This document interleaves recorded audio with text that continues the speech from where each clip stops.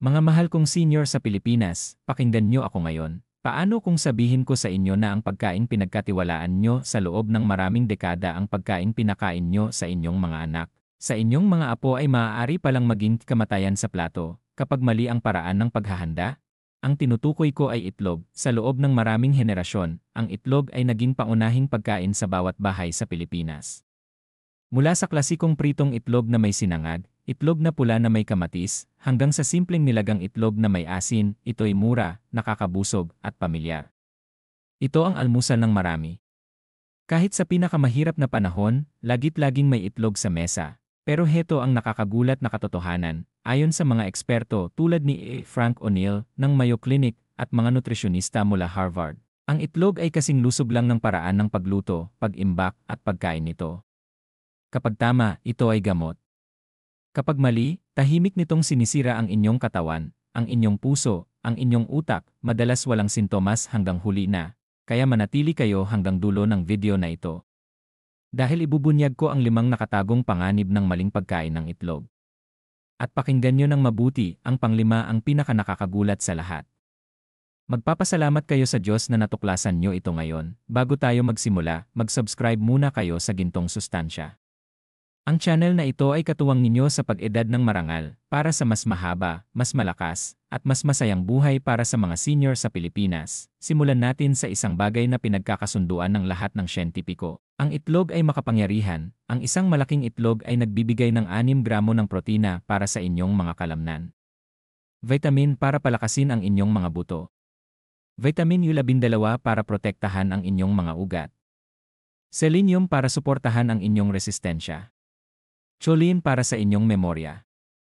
At antioxidants tulad ng lutein at zeaxanthin para protektahan ang inyong mga mata laban sa katarata, kaya tinatawag ang itlog na multivitamins ng kalikasan. Pero heto ang twist. Gaya ng sinabi ni A.E. O'Neill sa isang lecture, ang pagkain ay hindi lang tungkol sa laman nito, kundi kung paano natin ito tinrato. Ang parehong pagkain ay maaaring magpagaling o makasama. At ang itlog ay perpektong halimbawa. Kapag tama ang paghahanda, ito ay nagpapalakas. Kapag mali, tahimik itong pumapatay. Pag-usapan natin ang unang nakatagong panganib, sobrang lutong itlog. Paano nga ba karaniwang niluluto ng mga Pilipino ang itlog? Piniprito hanggang maging tuyo at matigas ang pula. Nilalaga hanggang maging berde ang gitna. May ilan pa na gusto crispy ang gilid at sobrang tigas ang yolk. Pero heto ang nangyayari. Kapag sobra ang pagkakaluto sa itlog, ang cholesterol sa pula ay nagiging oxidized. At ang oxidized cholesterol ang mapanganib, ito ang malagkit na uri na bumabara sa ugat, bumubuo ng plake, at nagpapataas ng panganib ng stroke at atake sa puso. Sa isang pag-aaral sa Journal of Nutrition and Metabolism, natuklasan na ang mga senior na madalas kumain ng sobrang lutong itlog ay may mas mataas na antas ng pamamaga at mas pangit na resulta sa cholesterol kumpara sa mga kumakain ng malumanay na niluto. Isipin ang cholesterol na parang mantika. Kapag bago at malinaw, ligtas. Pero kapag sobra ang init, nagiging maitim, malagkit, at mapanganib. Ganyan ang nangyayari sa cholesterol sa pula ng itlog kapag sobra ang luto, at ano ang nangyayari sa inyong katawan. Ang oxidized cholesterol na ito ay umiikot sa dugo, dumidikit sa dingding ng ugat, at tahimik na naipon. Walang sakit sa simula. Walang sintomas sa simula. Pero isang araw, maaari itong maging pananakit sa dibdib, o mas malala pa, atake sa puso. Ano ang mas ligtas na paraan? Lutuin ang itlog ng dahan-dahan. Soft-boiled, poached, o scrambled sa mababang init. Panatilihing dilaw ang pula, hindi kulay abo o berde. Panatilihing matibay ang puti pero hindi goma.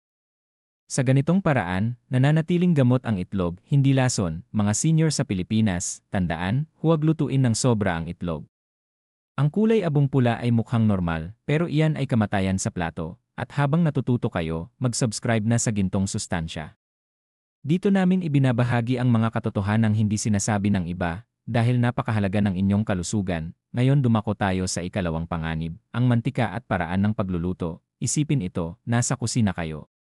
Pinainit niyo ang kawali, nilagyan ng parehong mantika na ginamit kahapon para sa tuyo o longganisa, at pinirito ang itlog. Pamilyar ba? Madalas ito sa maraming pamilyang Pilipino para makatipid. Kung may natutunan ka mula sa video na ito, huwag kalimutang mag-iwan ng komento. ipaalam sa amin kung paano mo karaniwang kinakain ang itlog noon. Naging eye-opener ba ito para sa'yo? Ipaalam mo sa amin. Sama-sama tayong maging malusog. Pero ayon sa mga nutrisyonista, kasama si A.E. O'Neill at mga mananaliksik sa Harvard, mapanganib ito. Bakit? Dahil ang paulit-ulit na ginagamit na mantika ay puno ng trans fats at free radicals, ang trans fats ay mga mamamatay. Kaya ipinagbawal ito sa maraming bansa.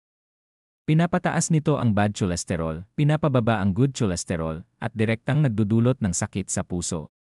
Ang free radicals naman ay mga molekulang sumisira sa mga selula, nagpapabilis ng pagtanda, at nagpapataas ng panganib ng kanser.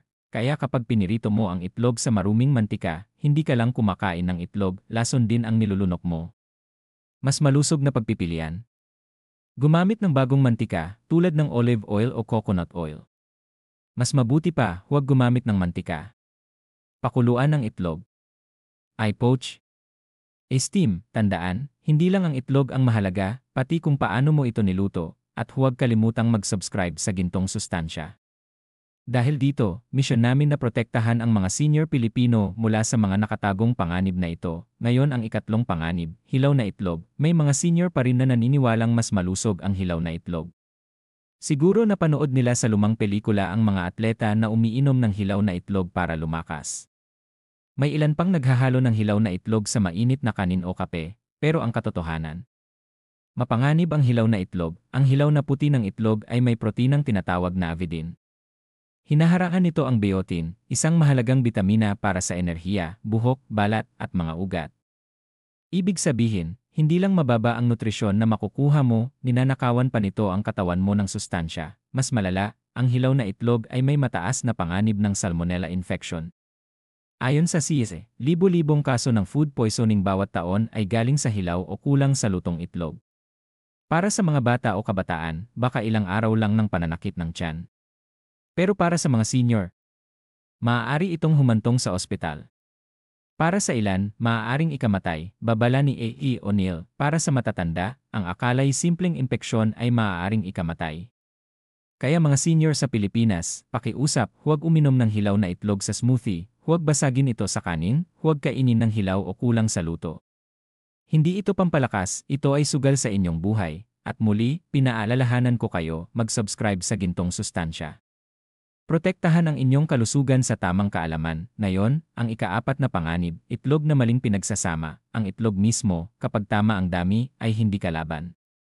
Sa katunayan, ayon sa karamihan ng eksperto, ang isang itlog kada araw ay ligtas para sa mga senior. Pero ang panganib ay nasa kung ano ang isinasabay natin dito. Ano ba ang madalas isama ng mga Pilipino sa itlog? Tocino, longganisa, hotdog, bacon, spam. Lahat ay processed meat. Ayon sa World Health Organization, ang processed meats ay group isa carcinogens, parehong kategorya ng paninigarilyo. Ibig sabihin, malakas ang ebidensya na nagdudulot ito ng kanser. Puno rin ito ng sodium, na nagpapataas ng blood pressure, at nitrates na sumisira sa mga ugat, kaya kapag kumain ka ng itlog na may bacon o hotdog, hindi ka kumakain ng masustansyang almusal. Kumakain ka ng kamatayan sa plato, sa halip, isama ang itlog sa masusustansyang pagkain. Nilagang itlog na may kamatis. Scrambled eggs na may malunggay. Poached eggs na may spinach. O kainin kasama ang brown rice, kamote, o whole grain bread, gaya ng sabi ni A.E. O'Neill, mahalaga ang kombinasyon ng pagkain. Ang maling kapareha ay kayang gawing masama ang mabuti. Kaya mga senior, tandaan ito, huwag isabay ang itlog sa processed meats. Mas mahalaga ang inyong buhay kaysa sa kaginhawaan, at habang iniisip nyo ito, pindutin na ang subscribe button ng Gintong Sustansya. Bawat video na ginagawa namin ay isa pang pananggalang para sa inyo at sa inyong pamilya, sa wakas, ang ikalimang panganib. Ang pinakamahalaga, ang maaaring magligtas ng inyong buhay. Paano ninyo iniimbak ang inyong itlog? Maraming pamilyang Pilipino ang iniiwan lang ito sa mesa sa kusina o sa basket, minsan ilang araw. Nakasanayan na ito sa mga henerasyon. Matibay naman ang itlog, hindi ba? May shell, mukhang ligtas, pero narito ang katotohanan, sa klima natin na mainit at mahalumigmig, mabilis dumami ang bakterya gaya ng salmonella. Mas delikado pa kapag may bitak ang itlog, parang bukas na pintuan para sa mikrobyo, para sa mas bata, baka isang araw ng pananakit lang. Pero para sa mga senior, na mas mahina na ang resistensya, maaari itong makahulugan ng ilang araw sa ospital, o mas malala, D.N.A. O'Neill, ang mga matatanda ang pinakadapat mag-ingat. Itago ang itlog sa refrigerator.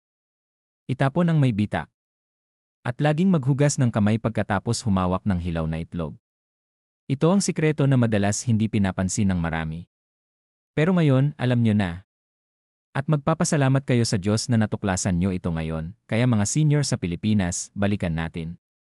Daanin natin isa-isa, dahan-dahan, dahil ang 5 aral na ito ay maaaring magligtas ng inyong buhay. Una, huwag lutuin ng sobra ang itlog. Kapag nagkulay abo o berde ang pula, ibig sabihin sira na ang cholesterol sa loob. At ang sira na itong cholesterol ang bumabara sa inyong mga ugat. Ito ang sanhi ng stroke at atake sa puso. Kaya kapag naglalaga ng itlog, huwag sobra. Kapag nagpiprito, huwag hayaang matuyo at tumigas. Tandaan, ang malambot at dilaw ay masustansya, ang kulay abo at tuyo ay mapanganib. Isipin ito sa susunod na pagluluto ninyo, itanong ninyo sa inyong sarili, pinapalusog ko ba ang aking puso, o pinapahamak ko ito? Ikalawa, huwag magprito ng itlog gamit ang lumang mantika, marami sa atin ang lumaki sa ganitong gawi. Ginagawa ng ating mga magulang, ginagawa ng ating mga lola't lolo. Pero malinaw ang agham ngayon, ang lumang mantika ay puno ng trans fats at free radicals. Hindi lang ito unti-unting nagpapasama ng kalusugan, pinapaiksi nito ang inyong buhay. Kung may natutunan ka mula sa video na ito, huwag kalimutang mag-iwan ng komento. Ipaalam sa amin kung paano mo karaniwang kinakain ang itlog noon, naging eye-opener ba ito para sa'yo, ipaalam mo sa amin. Sama-sama tayong maging malusog. Kaya pakiusap, igalang ninyo ang inyong katawan.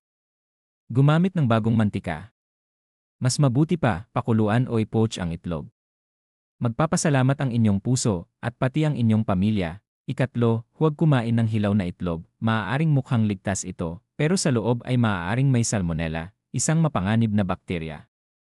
Para sa bata, baka isang araw lang ng pananakit ng tiyan.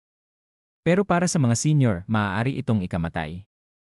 At huwag kalimutan, ang proteinang avidin sa hilaw na puti ay nagnanakaw ng biotin sa inyong katawan. Ibig sabihin, hindi lang kayo kumakain ng kulang sa nutrisyon, nawawalan pa kayo ng nutrisyon. Kaya mga senior sa Pilipinas, pakiusap, huwag hilaw na itlog sa smoothie, huwag basagin sa ibabaw ng kanin. Hindi ito pampalakas, ito'y panganib. Ika-4, huwag isabay ang itlog sa processed meats. Napakahalaga nito dahil karaniwang gawin na ito. Marami sa atin ang mahilig sa itlog na may tosino, longganisa, hotdog, bacon, o spam. Masarap nga, pero nakamamatay. Ayon sa World Health Organization, ang processed meat ay group isa carcinogen, parehong grupo ng paninigarilyo. Ibig sabihin, walang ligtas na dami. Ang nitrates, sodium, at preservatives, tahimik na sinisira ang inyong katawan. At kapag isinama pa sa itlog, parang yun ang ginawang sandata ang isang masustansyang pagkain, kaya baguhin ang kapareha. Itlog na may kamatis. Itlog na may malunggay. Itlog na may spinach. Itlog na may brown rice o kamot. Ito ang gamot. Ito ang pagkain na nagbibigay buhay, tandaan ito, ang tamang kapareha ay pagpapala. Ang maling kapareha ay sumpa. 5, at pinakamahalaga, huwag basta iimbak ang itlog. Ito ang nakatagong panganib na madalas hindi pansinin. Ang itlog na iniiwan sa mesa, sa ating mainit na klima, ay nagiging pugad ng bakterya. Ang itlog na may bitak ay mas mapanganib pa, parang bukas na pinto para sa salmonella. Para sa bata, baka kaya nilang malampasan. Pero para sa senior, maaari itong makahulugan ng ilang araw sa ospital, o mas masama pa. Kaya't gaya ng D.N.A. O'Neill, ilagay ang itlog sa refrigerator. Itapon ang may bitak. Maghugas ng kamay pagkatapos humawak ng hilaw na itlog. Ito ay maaaring maging kaibahan sa pagitan ng buhay at kamatayan, kaya, para mas simple, 1, huwag sobra ang luto. 2, huwag lumang mantika. 3, huwag hilaw. 4, huwag isama sa processed meats. 5, huwag iwanan sa labas, itago sa ref 5 alituntunin. Madaling tandaan. Pero bawat isa ay maaaring magligtas ng inyong buhay, mga mahal kong senior, sa bawat pagkain ng itlog, kayo ay pumipili. Ang itlog ba na ito ay magiging gamot para sa aking katawan o magiging lason? Ang itlog ba na ito ay tutulong sa aking mamuhay ng mas matagal kasama ang pamilya o tahimik na paiksiin ang oras ko sa kanila? Nasa inyo ang desisyon.